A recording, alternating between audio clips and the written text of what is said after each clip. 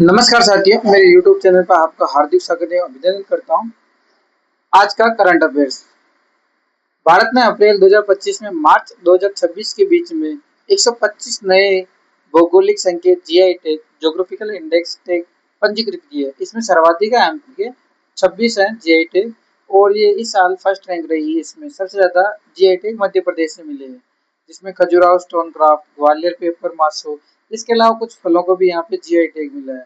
GI tag 10 साल के लिए एक पेटेंट होता है जिसको स्पेशल दिया जाता है।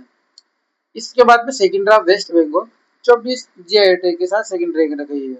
इस प्रकार की टोटल इंडिया में है, टोटल जीआई टैग है वो 822 जीआई टैग दिए गए हैं। इसमें से ऐसे देखा जाए स्टेट वाइज के अनुसार तो यूपी में फर्स्ट रैंक है, सबसे ज्यादा उसमें है।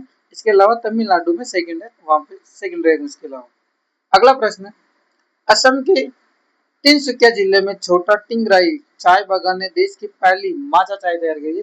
जो पहले थोड़ा ये टेक्नोलॉजी अलग प्रकार की है, इसमें जापानी टेक्नोलॉजी यूज की जाती है, तो थोड़ा सा अलग प्रकार की है। पहली खेप गुवाहाटी टी ऑक्शन सेंटर में लगभग इसकी बोली लगी थी, वो 3-4 रुपए प्रति केजी लगी थी। यह चाय जापानी तकनीक से चाय की पत्तियों का पाउडर बनाकर तैयार होती है। इसमें एंटीऑक्सीडेंट अधिक होता है, इसीलिए थोड़ी इसकी मांग ज्यादा है। अभी वर्तमान में इसका क्रेज चल रहा है। आज का तीसरा प्रश्न है, इसरो में सतीश धवन अंतरिक्ष केंद्र में सॉलिड मोटर का सफल ग्राउंड टेस्ट किया गया, परीक्षण किया गया। ये गगनयान मिशन के मॉड्यूल के क्रैश और सिस्टम की जांच के लिए बनाई गई है, ताकि वापसी के समय लैंडिंग के टाइम में मॉड्यूल सुरक्षित रूप से लैंडिंग कर सके समुद्र में। यह मोटर पीएसएलवी के स्ट्रेप ऑन मोटर का उन्नत रूप है।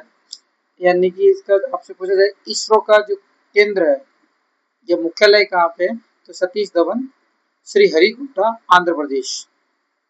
अगला प्रश्न, छत्तीसगढ़ की पंडवानी गायिका तीजन बाई का 17 वर्ष की उम्र में निधन हो गया। इन्होंने महाभारत पर आधारित लोक कला पंडवानी को देश दुनिया में पहचान दिलाई और इन्हें 3 पुरस्कार मिले भारत के। तो सबसे पहला होता है भारत रत्न, ये सबसे बड़ा पुरस्कार होता है, लेकिन इनको भारत रत्न से नहीं नवाजा गया। उसमें मिले थे दूसरे नंबर का पद्म भूषण, तीसरे नंबर का पद्म विभूषण और चौथे नंबर का पद्मश्री। ये तीनों सम्मान से इसको नवाजा गया है। वे पंडवानी की कापालिक शैली में प्रस्तुत देने वाली पहली महिला कलाकार थी। छठा प्रश्न, इंडिया वर्सेस इजराइल के द्विपक्षीय निवेश समझौता हुआ। इसका उद्देश्य था निवेश को सुरक्षित और पारदर्शी बनाना, निवेश से जुड़े कानूनी विवादों का समाधान 5 वर्ष के बजाय 3 वर्षों में निपटान करना। इजराइल पहला ओईसीडी सदस्य है जिसके साथ भारत ने एक ऐसी निवेश संधि की है। तो आइए चलते हैं ओईसीडी ऑर्गेनाइजेशन क्या है। ओईसीडी ऑर्गेनाइजेशन फॉर यह है एक प्रकार का 38 देशों का एक संगठन है जिसका नाम ओईसीडी, इसकी फुल फॉर्म देखते हैं, Organisation for Economic Co-operation and Development. यानी हिंदी में इसको कह सकते हैं आर्थिक सहयोग एवं विकास का संगठन। यानी अच्छा एक आर्थिक विकास है उसके कॉम्बिनेशन है।